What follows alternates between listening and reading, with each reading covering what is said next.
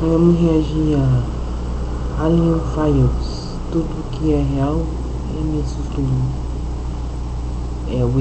O ET de Varginha, com certeza não teve nenhum desses já pensa direto em fraude, né? Não tem como. Foram décadas e décadas de falsificações, de pessoas querendo aparecer, querendo fama, querendo dinheiro, querendo seu clique, né? Ou só gente mal orientada mesmo, chamando o urubu de meu louro, tirando foto de balão lá, achando que era nave, ou achando que cometa é nave. Só que os Alien Files do governo Trump... Será? Tô me deixando muito bolado. Sério, você não tô brincando. Tem muita foto, muito vídeo, muito documento ali, tem tudo pra ser real. É muito fácil olhar pra aquilo e falar, isso é baboseira, é cortina de fumaça, blá blá blá. Mas se olhar pro material que tem ali, tem muita coisa com potencial pra ser real. Eu tô realmente ficando assustado, ok? Eu separei aqui os arquivos que mais me chocaram. E eu já te adianto, os ETs estão de olho nas nossas tretas. Vem intervenção militar do espaço?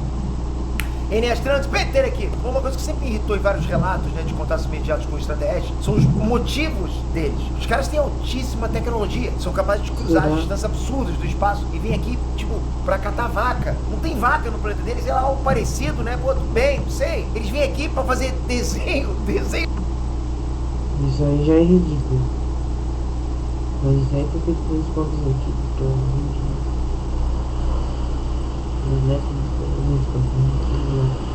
No milharal, cara, ET pichador é isso? Os caras foram expulsos lá pra pichar o nosso milharal. Os caras vêm lá da caixa prega pra falarem pra gente, busquem conhecimento e vazarem embora. É isso que a gente fala? É tipo, falou, valeu? Não faz sentido nenhum, cara. Lógico que não faz. Agora, os relatos que o governo americano soltou agora estão começando a construir um quebra-cabeça. Os ETs estão muito de olho na gente. Eles estão de olho nas nossas guerras, nas nossas armas. Isso é assustador, ok? Deixando a brincadeira de lado, isso é assustador. Vem comigo que eu vou te explicar tudo nesse vídeo. E antes de falar, capricha nesse like, se inscreve nesse canal. Você gosta do quadro Enéas Curiosidades que a gente fala de astronomia? Exatamente, se inscreva aí no meu canal. Se quiser fazer um pix aí na descrição, 50 centavos, 1 centavo, 10 real, qualquer valor de balde com ajuda. E bora. Aliens, mistérios, vida, história. Então você tem que estar inscrito aqui nesse canal e já comentar aqui embaixo nos comentários qual outro tema pra gente trazer aqui. Manda ver, a gente traz sempre o que vocês pedem. Obrigado de coração, galera. Vamos lá.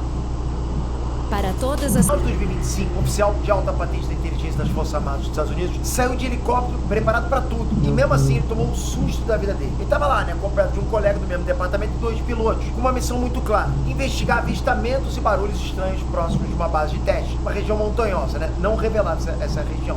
Enfim, eles saíram para ver o que estava pegando por ali. O helicóptero voou baixo durante horas. Eles encontraram alguns destroços, mas eram restos testes de foguetes disparados pela própria base. Tudo tranquilo, né? A noite caiu, os pilotos acionaram a visualização por infravermelho, o combustível já estava chegando no limite, eles começaram o retorno, começaram a voltar. Foi aí que a base mandou um alerta. Os radares tinham captado múltiplas assinaturas de uma posição próxima. Como assim, P? Eles eram voo autorizado naquela missão. O oficial responsável não pensou 2 vezes e deu ordem para interceptar. Ele queria respostas, né? O que ele conseguiu foram mais perguntas. Todo mundo quer respostas, né? Mas o governo já dá elas logo de uma vez, não?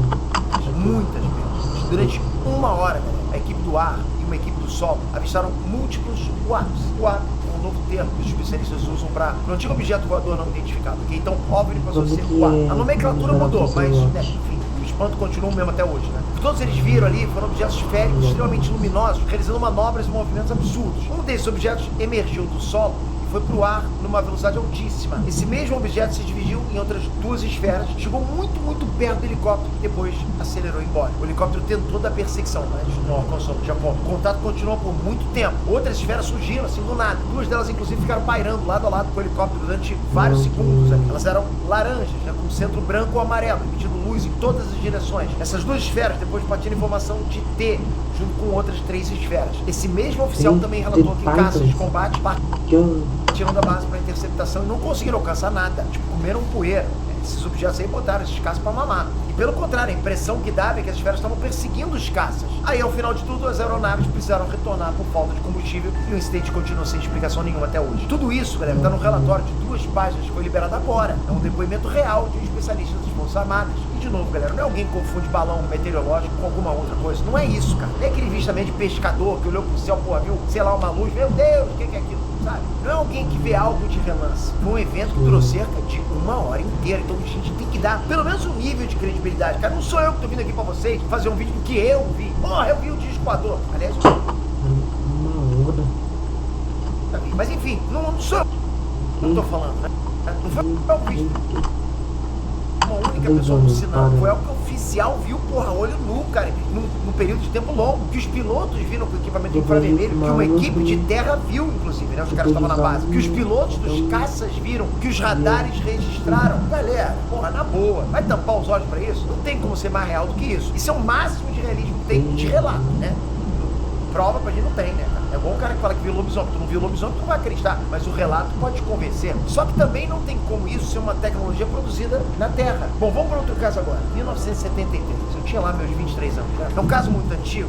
Sim. De verdade, eu nem era nascido nessa data. 23 em cada dedo, né, Esse caso ainda é mais especial, porque é um relatório de espionagem sobre um incidente que aconteceu dentro da União Soviética. Sabe aquele papo de que, os ETs só visitam os Estados Unidos? Furado total, né? Uma fonte da CIA estava espionando uma base de teste de armas no miolo da União Soviética, no centro, ok? Um espião mesmo, o cara era espião. O cara descreve silos de mísseis e ogivas que estavam presentes nessa base soviética. Mas tem um detalhe nesse relatório que arrepia, inclusive. Se eles vieram do Brasil, não tem que pagar IPVA, né? Tem um negócio que o informante viu e não conseguiu explicar. O espião estava infiltrado no local, assistindo uma partida de futebol na televisão. Aí ele saiu do lugar que ele estava e foi para uma área externa para pegar um pouquinho de ar, né? Foi nessa que ele viu, acima da base soviética, uma espécie de massa de energia esverdeada, perfeitamente circular, em alta altitude. Não tinha nuvens no céu, não tinha mais nada, exceto aí, né, esse bizarro círculo verde. O informante relatou que o objeto se expandiu e vários outros círculos de energia verde se formaram ao redor da massa principal. Depois de alguns minutos, tudo simplesmente desapareceu. Tipo, não houve som, não houve explosão. O caso também não tem explicação até hoje. A CIA só arquivou, vida que segue. Inclusive, tem amigos meus que relataram exatamente a mesma coisa, cara. Essa coisa de luzes que saem. Foi ali no quebra-mar, na Barra da Tijuca. Tem amigos meus, todos juntos, falaram a mesma coisa. O que eu posso trazer pra vocês, entrevistando essa galera toda. E quando você escuta dessa galera, você pensa, porra, não é mentira. Os caras não combinaram isso ao mesmo tempo. Pessoas que mal se conhecem. Eu confesso que eu falando isso pra vocês, deve haver Peter, o Arnaldo, né? E eu também acho que acharia isso, né? Eu também acharia isso. Mas quando você escuta dos caras, aí a história muda, né? Mas vamos seguir com outro caso. Esse aqui é curto, mas é um dos mais impressionantes. E é curto por um motivo, né? Uma filmagem feita por um drone militar americano próximo da fronteira entre a Síria e a Jordânia em 2021. Recente. O drone trava no objeto voador. Se o drone recebesse a ordem, o drone poderia disparar. Só que o que Isso aí não é nada, mano. Só um drone qualquer.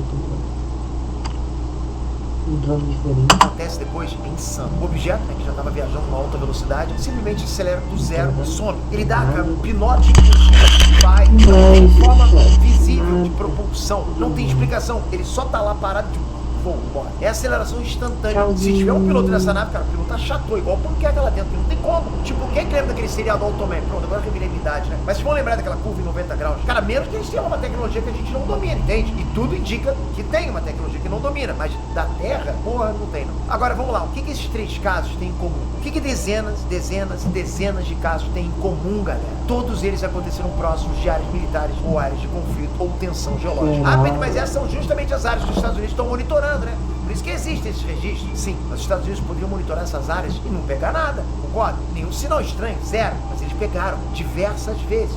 Dezenas e dezenas e dezenas de vezes, galera. O que eu tô querendo argumentar aqui com vocês é muito sério, ok? Se o equipamento de espionagem e segurança dos Estados Unidos estava lá, é porque, né, tinha interesse nesses lugares. Se esses UAPs estavam lá, é porque esses UAPs também tinham interesse nesses lugares. Áreas militares, zonas de conflito e de tensão. Por quê? Bom, antes de eu apresentar minha teoria pra vocês, que é a teoria, deixa eu recuar mais um pouquinho nesse raciocínio. Eu imagino aqui que a maioria de vocês conhece a banda Foo Fighters. Como assim, Pedro? Mudou de assunto nada? Calma, vai ter sentido. O que a maioria de vocês talvez não conheça é a origem do nome da banda. Aliás, uma pequena curiosidade, né? A primeira aparição que eu fiz no YouTube, a primeira vez que eu apareci, foi num vídeo do Foo Fighters, né? Ensinando a tocar e cantar a música Times Like This. Mas, por favor, não procure isso não, cara, que eu tenho vergonha. Mas vamos lá. Mas só pra vocês entenderem meu... Será?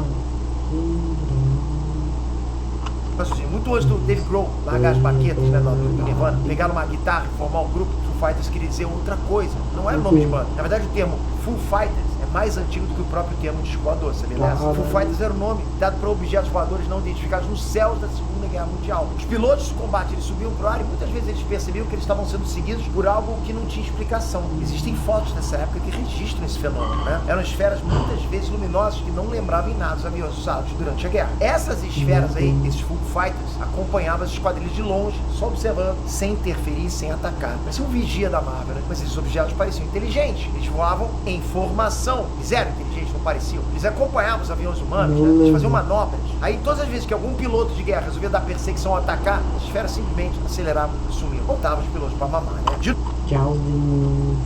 novo, repetia, aceleravam e sumiam. Lembra alguma coisa? Foram muitos relatos semelhantes entre 1942 e 1944. E o curioso é que tanto os comandantes americanos como os comandantes ingleses achavam que aquilo poderia ser alguma arma secreta do inimigo, sabe? Algum tipo de foguete, sei lá. Só que nenhum Foo Fighters foi hostil. A gente acha que os caras vão vir pra cá, vão invadir, vão quebrar tudo. Pô, os caras vão viajar bilhões de quilômetros pra chegar aqui, passar o cerol. Porra, cara, os caras evoluíram. Se for uma raça procurando piloto igual Cebolinha. Né? Coisa que a gente ainda não fez. Bom, e depois da guerra veio o documentos do inimigo mostravam que alemães e japoneses também eram seguidos pelos Foo Fighters, e os comandantes alemães e japoneses achavam que aquelas esferas eram armas secretas dos aliados. Então, no final das contas, cara, os Foo Fighters não eram de nenhum lado, né? Ou seja, desde 80 anos atrás, a gente teve aí o ápice próximos de áreas de conflito acompanhando os nossos aviões, observando. Não dá pra negar, cara. De alguma forma, esse ápice tem muito interesse no nosso armamento, na forma como a gente luta. Algum tipo de interesse ele tem, né? Eles têm. Não sei se eles estão fazendo um Big Brother, filmando, levando pra lá, pra algum lugar, não sei. É algum tipo de preparação pra uma invasão? Eu acho improvável. Lógico, 80 anos pra se preparar, meu irmão, não dá, né, cara? Pô, já dava tempo, né? A gente leva menos tempo, imagina os caras. E eu pergunto também, se preparar pra quê? Desde 1942, a tecnologia deles coloca a nossa pra mamar. Coloca lá atrás. Lá em 1942 já colocava a tecnologia de hoje pra mamar, percebe? Porra, colocava lá atrás, que na época do Teco, colocava até hoje. Eu já mostrei pra vocês aqui no canal o caso dos Waps, que deram uma canseira em caças supersônicas no Irã. Dá uma conferida aqui, você pode tocar aqui, não fecha esse vídeo não, ele vai ficar aberto ali pra você ver depois. Eu mostro todos os relatos, vale a pena já deixar separado ali embaixo. Mas cara, olha, se fosse pra invadir, os caras já tinham varrido isso aqui de ponta a ponta. Acho que era só apertar um botão, uma descarga, vai todo mundo embora pro valor. Os caras têm tecnologia pra isso. É igual você falar que, pô, a gente não tem tecnologia pra extirpar uma tribo indígena, tá lá isolada no meio da selva. Lá a gente tem, cara, vai com o helicóptero lá, passa o cerol. Mas esquece Independence Day. Será? Isso não foi. Aquilo lá era propaganda americana. Tipo, não vai ter vírus de computador que derruba os ETs, não vai ter o Will Smith dando olé nas naves deles, não tem como, cara. Não tem como competir, né? Americano gosta de falar, meu Deus, não, a gente consegue dar sempre um jeitinho, nós somos super espertos. Como se eles não tivessem o Will Smith deles. Esses WAPs, seja lá o que for, eles entram e saem de áreas secretas completamente imensos. Na hora que eles querem, eles estão cagando pra tecnologia da gente, pras armas da gente, cagando pra Trump, pra Irã, pra Strait of Hormuz. Não tô nem aí. Mas por que tanto interesse? É bet? Os ETs estão apostando pra ver que lado vê quando os humanos entram em guerra? Será que é isso? Ou será que é algo muito maior? Vários ufólogos já cantaram a bola de que a nossa civilização só não foi de arrasta ainda por causa dos ETs. Todas as vezes que parecia que ia pipocar uma terceira guerra mundial, os ETs iam lá. Não será que são Netflix? Pode ser também. Netflix. E puxavam mais forte.